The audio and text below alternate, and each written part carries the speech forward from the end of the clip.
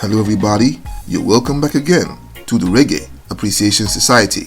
All through the rich annals of Jamaican music and indeed reggae music history, no other female artist in the genre can boast of the influence, consistency and commercial success of the subject of today's video. Her close friends and colleagues in Rita Marley and Judy Mowat are close runners-up, but neither match the level of the delightful and brilliant Marcia Griffiths. Alongside her male peers and counterparts, she burst into the limelight at the dawn of the Jamaican music industry and went on to consistently feature as a successful singer all through the ska, rocksteady, roots reggae and even dancehall eras. In her stunning 6-decade career, she's been at the mountaintop of international superstardom as a solo artist, half of a groundbreaking duo, and 1/3 of a trio that is not only the greatest backup singing team of all time, but also Jamaica's greatest ever female singing group in the legendary I3s.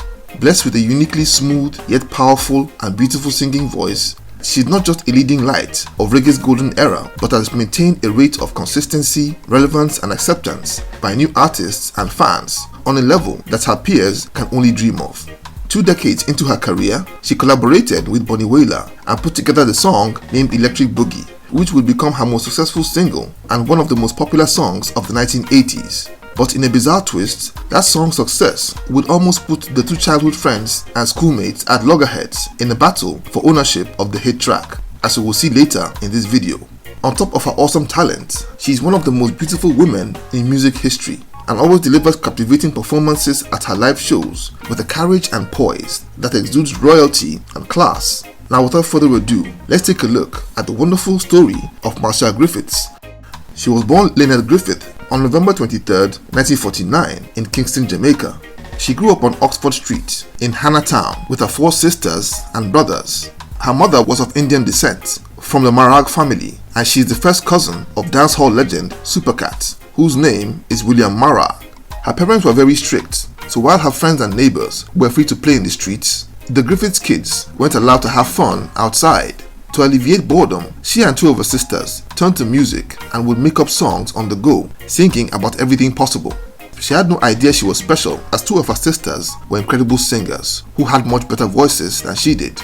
But she cut her teeth as a member of her local church choir and performed consistently at concerts at the Kingston High School where she was a student.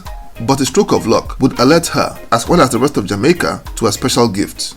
One evening in 1964, the then 15-year-old Lynette snuck out of the house to hang out with her friends on the street and began to sing with a neighbor who was an aspiring artist. As fate would have it, singer Boogie James, a member of the famous group the Blues Busters, was visiting his girlfriend right next door and was captivated by young Lynette's voice. And Boogie was so impressed that he took young Lynette out to meet band leader and producer Byron Lee to include her in a talent contest coming up in a few days at the Carib Theatre in Kingston. And Lee wasn't pleased with Boogie for trying to force in a new contestant so close to the show, but would eventually allow her to do just one song. And that was all that young Lynette would need, as she put in a fantastic show that sent the crowd into raptures. Byron Lee's manager was also blown away and would invite her to perform at a television variety show the same night. After putting in a world-class performance, she was taken in as vocalist with Byron Lee and the Dragonaires, which was one of Jamaica's biggest groups at the time. Not long after, she would begin her career as a recording artist at Jamaica's University of Reggae in the great Studio One. Cocteau Dodd was a big fan of her voice and knew that she was a star in the making. At Studio One, she would reunite with Bonnie Wailer, who was already there with Bob and Peter. She had known Bonnie since she was in kindergarten, and it would make her feel right at home. Now a recording artist, she didn't like her birth name of Lynette and took on the more catchy name of Marcia. Cocteau Dodd would record her in duets with other Studio One singers like Bob Marley and Free Eye, but none hit until Lynette met Bob Andy, who was also another childhood friend now into music as a singer and songwriter. It would be Bob Andy that would write the songs that would become her breakout hits. The first of these was Melody Life in 1967, followed by her smash hit Feel Like Jumping, which would chart in Jamaica and Great Britain. In 1969, she officially teamed up with Bob Andy as a duo and left Studio One to join Harry J Records. By the next year, they would score a massive international hit with Young, Gifted and Black. According to Marcia, after recording the song in Berlin, they flew back to Jamaica and had barely settled in when a few days after, they heard that the song had rocketed up to number 2 on the UK charts. Bob and Marcia would release another album in 1971 before parting ways by 1974.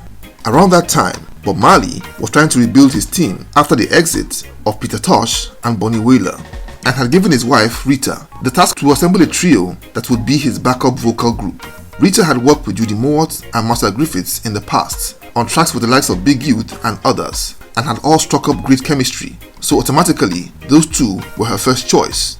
In something of a semi-audition, Bob asked the three ladies to sing on his recording of Jah Live, and they totally killed it, and from that point, the I3s was born.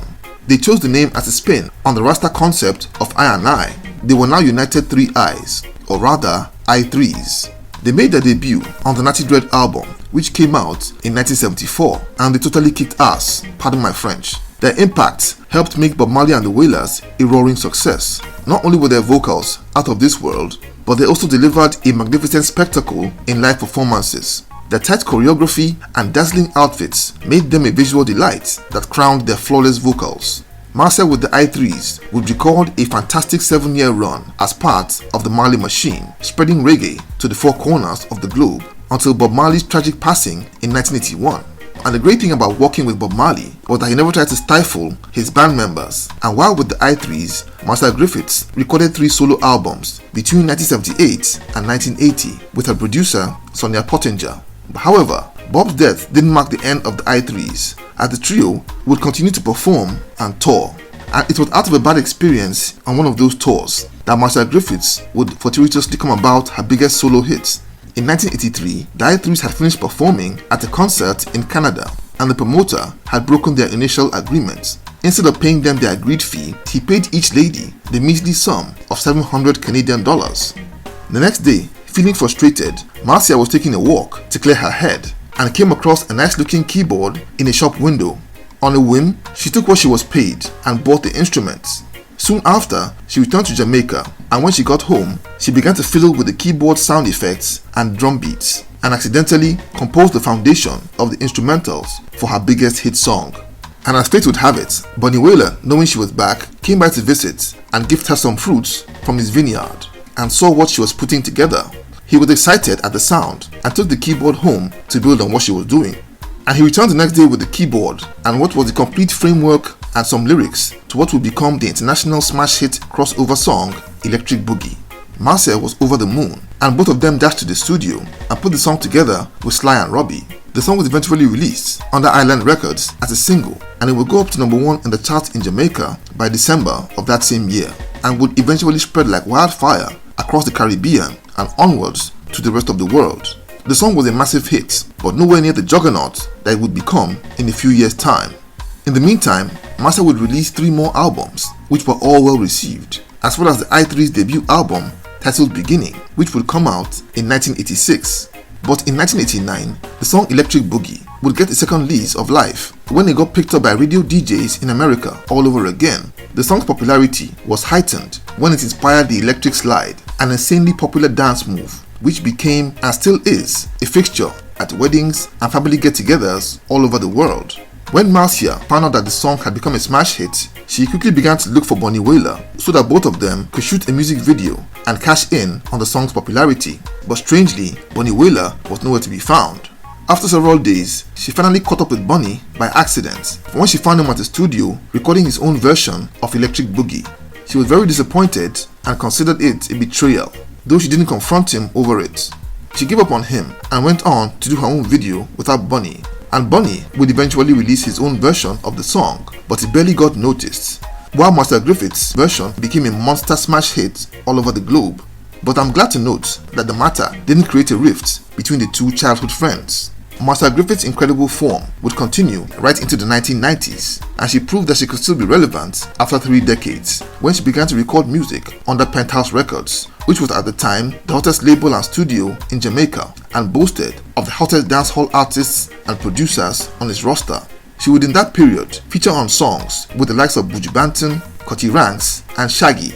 The 2000s would see her continue her imperious form as she was continuously sought after for collaboration with newer artists and had done songs with the likes of Itana and Queen Africa. In her outstanding career, she's taken part in not less than 50 collaborations, and the demand for her voice doesn't seem to be slowing down in the least.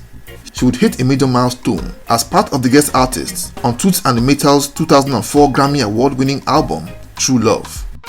She's still active, releasing albums and singles, as well as touring the globe and playing concerts at a pace that would wear out artists half her age. She was honored by the Jamaican government with the Order of Distinction in 2014 and continues to bag numerous awards and accolades in recognition of her incredible track record. She's simply a living legend and continues to inspire new reggae acts with the passage of time, with the younger generation of artists that idolize her talent, humility, and magnificent work ethic. Marcia Griffiths is without a doubt more than deserving of her title of Empress of Reggae and indeed Empress of Jamaican music as a whole. So there you have it. Thank you for watching the video today. Please leave a like, subscribe, and until next time, Jah bless.